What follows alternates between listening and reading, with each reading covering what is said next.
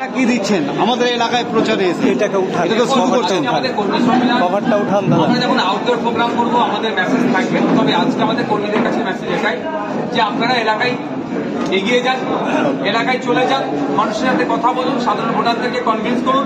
আমাদের লক্ষ্য উদ্দেশ্যটা কি, আমাদের জনপ্রতিনিধি কেমন হওয়া দরকার এবং পার্লামেন্টে গিয়ে তারা কোন কোন বিষয়ে কথা বলবেন সেই সব বিষয়গুলো আজকে রাজের সামনে উত্থাপন করা এবং জোটের বিষয়ে একটু ক্লিয়ারিফিকেশন দিলাম, জোট কেন হচ্ছে কি হচ্ছে না সে বিষয়ে দিলাম। এক কথায় কর্মীদেরকে উজ্জীবিত করা আগামী দিনের জন্য করলেতে যাতে কর্মীরা সাধারণ মানুষকে একত্রিত করে ভোট করাতে পারে তারই কথা হবে। দাদা, সিএ নিয়ে তৃণমূল প্রার্থী প্রসূন ব্যানার্জি যিনি প্রাক্তন আইপিএস ছিলেন, প্রত্যেক প্রচারে গিয়ে বলছেন সিএ এবং ওই প্রসঙ্গ টানতে গিয়ে বলছেন যে দেশে প্রচুর ডিটেনশন ক্যাম্প আছে যেগুলো হিটলারের গ্যাস চেম্বার আমরা ঘুরিয়ে দেবো, অর্থাৎ বারবার সেই সিএ ইস্যু উত্তর মালদায়। কি বলবেন?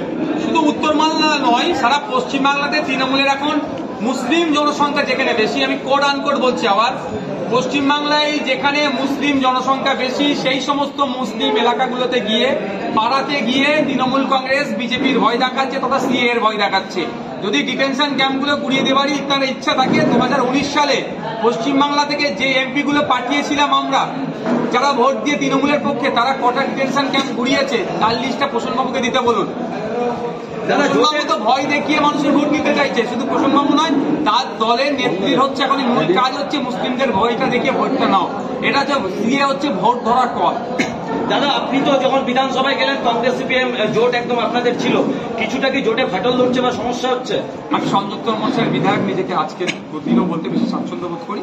লোকসভা নির্বাচনের মাথায় রেখে আমরা চেষ্টা করেছিলাম যে বিজেপি তৃণমূলকে হারাতে, একজন সিএ আনছে আর একজন সিএ ভয় দেখিয়ে ভোট নিচ্ছে, এই দুটো শক্তিকে হারাতে আসুন ঐক্যবদ্ধ হয়ে লেফট ফ্রন্ট, কংগ্রেস আর আইএসএফ মিলে এক ঐক্যবদ্ধ হয়ে লড়াই করি। কিন্তু দুঃখের বিষয়, ক্রমশ আইএসএফ কে কর্নার করার চেষ্টা হচ্ছে।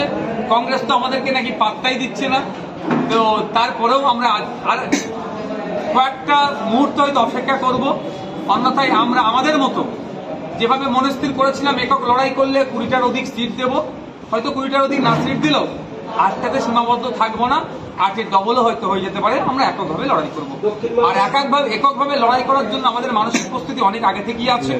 অনেকে আপনারা দেখেছিলেন, আপনারা অনেকে কোশ্চেন করেছিলেন, যখন ইন্ডিয়া ব্লকে কংগ্রেস টিএমসি যুক্ত ছিল তখন আমরা বলেছিলাম ইন্ডিয়া ব্লকে যদি টিএমসি থাকে আমরা ওই ব্লকে থাকবো না, অর্থাৎ আইএনডিআই জোটে আমরা থাকবো না, আমরা সারাসার বলে দিয়েছিলাম। তখন আমরা এককভাবে লড়াই করার জন্য মানসিক প্রস্তুতি ছিলাম। এখনো যদি তারা না থাকতে চায়, বাকি তৃণমূল বেরিয়ে যাওয়ার পর যদি তৃণমূল কংগ্রেস আর লেফট ফ্রন্ট যদি না থাকতে চাই, আমরা আমাদের শক্তি নিয়ে এককভাবে বিজেপি এবং তৃণমূলকে হারানোর জন্য সর্বোচ্চ দিয়ে লড়াই করবো। দাদা, তৃণমূল বাড়ি বাড়ি প্রচার করছে বারবার আপনারা বিজেপির এজেন্ট, বিজেপির সুবিধা করতে মালদায় প্রার্থী দিচ্ছে। ওটা তো হচ্ছে ছোটবেলা থেকে, আমাদের রাজনৈতিক ছোটবেলা থেকে শুনে আসছে। 1998 সালে বিজেপির হাত ধরে তৃণমূলের জন্ম হয়েছে। 1999 সালে বিজেপির সাথে কি সরকার ছিল তৃণমূলের? 2000, 2002, 2004 কলকাতা পুরসভা, কলকাতা কর্পোরেশনের দায়িত্ব যখন বিজেপি তৃণমূল মিলে ভাগ করে নিল তখন বিজেপির সাথে হাত হয় না। একাধিকবার সেন্ট্রাল মিনিস্ট্রিতে ছিলেন মমতা ব্যানার্জি, দপ্তরবিহীন মন্ত্রিত্ব নিয়ে ঘুরেছেন, রেলওয়ে মিনিস্ট্রি সামলেছেন, তখন কার সাথে ছিল বলুক, কার সাথে ছিল, কি করেছিল? দাদা, নদিয়ার সভা থেকে মুখ্যমন্ত্রী বলেছেন যে অন্য কোনো দলে ভোট দেবেন না, তৃণমূলে দিন। অন্য কোনো দলে ভোট দেওয়া মানে বিজেপিতে ভোট দেওয়া।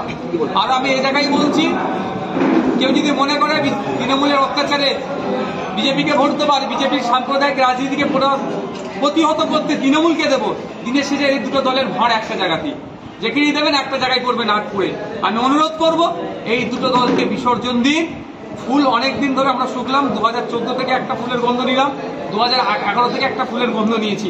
দুটো ফুল এখন এক্সপায়ার হয়ে গেছে। এক্সপায়ার ফুল যদি ঘরে রাখা হয় সেটা দুর্গন্ধ ছড়াতে শুরু করেছে, পোকা জন্মাবে, আমাদের স্বাস্থ্যের পক্ষে ক্ষতি হবে।